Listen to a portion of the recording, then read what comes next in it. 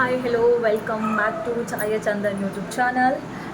ಇವತ್ತು ನಾವು ಆ್ಯಕ್ಚುಲಿ ಬೆಂಗಳೂರಿಗೆ ಹೋಯ್ತು. ಅದಕ್ಕಿಂತ ಮುಂಚೆ ಮಾರಣಕಟ್ಟೆಗೆ ಹೋಗಿ ಬಪ್ಪ ಅನ್ಕೊಂಡು ಮಾರಣಕಟ್ಟೆಗೆ ಹೋಗಿ ದೇವ್ರ ದರ್ಶನ ಮಾಡಿ ಊಟ ಮಾಡ್ಕೊ ಬಪ್ಪ ಅನ್ಕೊಂಡಿತ್ತು. ನಾನು ಮತ್ತು ಕಿರಣ ಹೋಗ್ತಿತ್ತು ದೇವಸ್ಥಾನಕ್ಕೆ. ಮದುವೆ ಆದಮೇಲೆ ಮಾರಣಕಟ್ಟೆಗೆ ನಾವಿಬ್ಬರು ಫಸ್ಟ್ ಹೋಗ್ತಿದ್ದದ್ದು. ಹೋಯ್ಕೀಗ ದೇವ್ರ ದರ್ಶನ ಮಾಡಿ ಬರ್ತು. ತಿಂಡಿ ಎಲ್ಲ ತಿಂದಾಯ್ತು, ರೆಡಿ ಎಲ್ಲ ಆಯ್ತು. ಒಂಥರ ಬೇಜಾರು ಆಗ್ತದೆ ಬೆಂಗಳೂರಿಗೆ ಬೇಕಂದ್ರೆ. ನಾವು ಆ್ಯಕ್ಚುಲಿ ಮಧ್ಯ ವರ್ಕ್ ಅನ್ಕೊಂಡಿರಲಿಲ್ಲ. ಮಧ್ಯೆ ಒಂದು ಸತಿನೂ ಬಂತಲ್ಲ ಈಗ ಮತ್ತೆ ಹಾಕ್ಬೇಕಂತಾರ ಬೇಜಾರು ಅಂತ ಮಾಡ್ಕಿಲ್ಲ. ಹೋಯ್ಕೆ ಬೆಂಗಳೂರಿಗೆ ಕೆಲಸ ಅಂತ ಮೇಲೆ ಮಾಡಕ್ಕೆ ಹಾಪ ಬನ್ನಿ ಮಾರಣಕಟ್ಟೆಗೆ ಹಾಪ. ಎಲ್ಲಿಗೆ ಪಯಣ? ಮಾರಣಕಟ್ಟೆ ವೈ ದೇವಸ್ಥಾನಕ್ಕೆ. ಗ್ಲಾಸ್ ಹೊಲ್ಲ ಕೊಯ್ಕ ಬಿಸಿಲಿತ್ತು. ಅಯ್ಯೋ ನೀ ಬತ್ತಿ ಅಂದೆ ಬಿಸಿಲು ಬಂದಿತ್ತಲ್ಲ. ನಮ್ಗೆ ಲಾಪುಲರಿ ಮಳೆ ಸಿಗೋಕ್ಕಾಗ. ಹೌದು ಮಾರಯ್ಯ. ಹಬ್ಬ ಚಲೋ ಚಲೋ ಚಲೋ. ನಮ್ದು ಎಂಗೇಜ್ಮೆಂಟ್ ಬ್ಯಾನರ್ ಇಲ್ಲೇ ಮೆಟ್ಲಿತ್ತಲ್ಲ, ನಾವು ಅಲ್ಲೇ ಇಟ್ಟಿದ್ದು. ಅದನ್ನು ಹೊರಗಿಡಕ್ಕೆ ನಮಗೆ ಮನಸ್ಸಿಲ್ಲ. ಸೊ ನಮ್ಮ ಫ್ಯಾಮಿಲಿ ಫೋಟೋ ಕಾಣಿ. ಇಷ್ಟೊತ್ತಿ ನಿಂಗೆ ಲವ್ ಆಯ್ತಲ್ಲ ಕಿರಣ? ಇದೇ ಫೋಟೋ ಇದೇ ಡ್ರೆಸ್ ಅಂತ ಫಸ್ಟ್ ಕಂಡದ್ದು.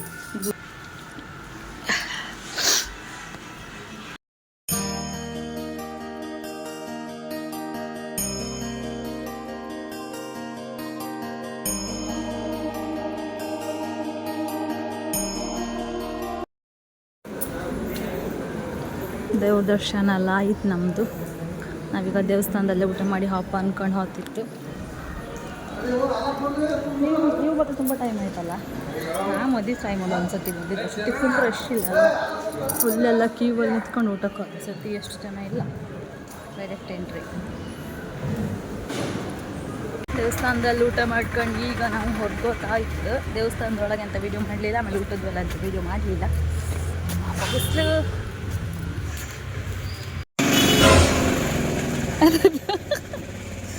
ಬಿಸಿಲು. ಬಪ್ಪತ್ತಿಗೆ ಒಳ್ಳೆ ಮಳೆ ಇದ್ದಿತ್ತಲ್ಲ, ಅಂದರೆ ಬಪ್ಪಕ್ಕಿಂತ ಮುಂಚೆ ಒಳ್ಳೆ ಮಳೆ ಇದ್ದಿತ್ತು. ಆ ಬಪ್ಪತ್ತಿಗೆ ಒಳ್ಳೆ ಮಳೆ ಬಿಟ್ಟಿದ್ದಿತ್ತು ಆ್ಯಕ್ಚುಲಿ. ಈಗ ಬಿಸಿಲು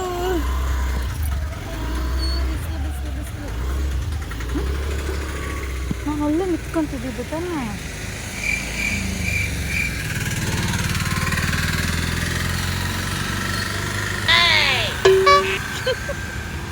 ಕೊಯ್ ಸುಟ್ಟೋಯ್ತಾ?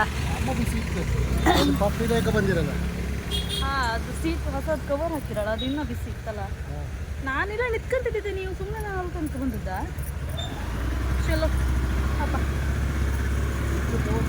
ಹೌದು, ನಾವು ಗ್ಲಾಸ್ ಹೋಗೋದಕ್ಕೆ ಒಳ್ಳೇದಾಯ್ತು. ಮಳೆ ಇಲ್ಲ ಇಷ್ಟಂದೇಳಿ ಗ್ಲಾಸ್ ತರಲಿಲ್ಲ ಅಂದಿದ್ರೆ ತಲೆಯೆಲ್ಲ ಗಿರ್ಗಾಡ್ತಿದ್ದೀವಿ. ತುಂಬ ಹೊರಗೆ ಹೋಗ್ತೀವಿ ಅಂತ ಶಕ್ತಿ ಇತ್ತು. ಒಳಗೆ ನಮ್ಗೆ ಎಂಥದ್ದು ಗೊತ್ತಾಗಿಲ್ಲ ಇಲ್ಲಲ್ಲ. ಒಂದ್ಸತಿ ಮಾಡಿ ಒಂದ್ಸತಿ ಬಿಸಿಲು, ಬಟ್ ಬಿಸಿಲಿದ್ದು ಬಿಡಿಲ್ಲ, ಮಳೆ ಇದ್ದಿದ್ದು ಒಳ್ಳೆದಾಯ್ತು.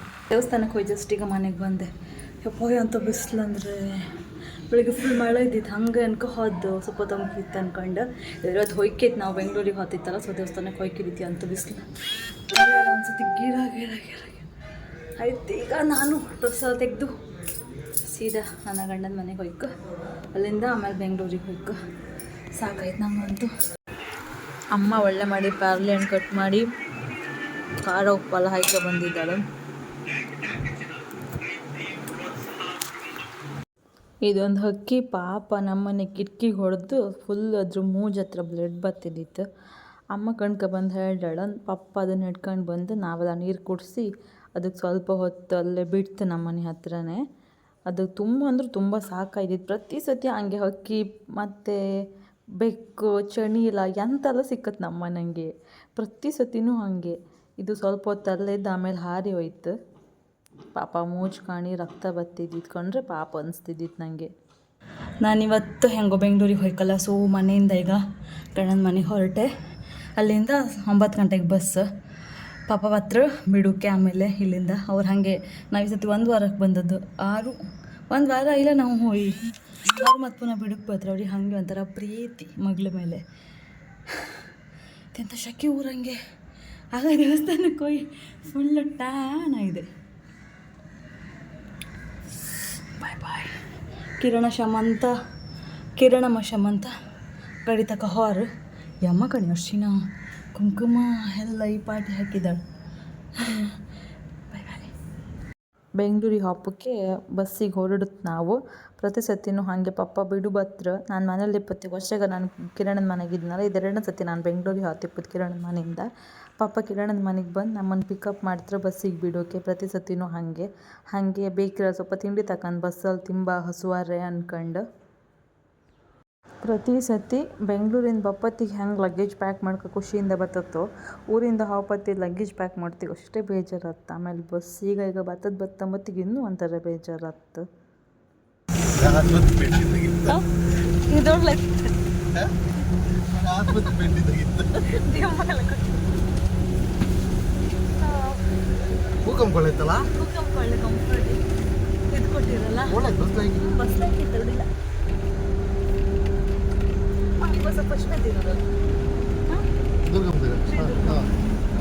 ಅಪ್ಪನಿಗೆಲ್ಲ ಮಾಡಿಕೊಟ್ಟಿದ್ದೆ.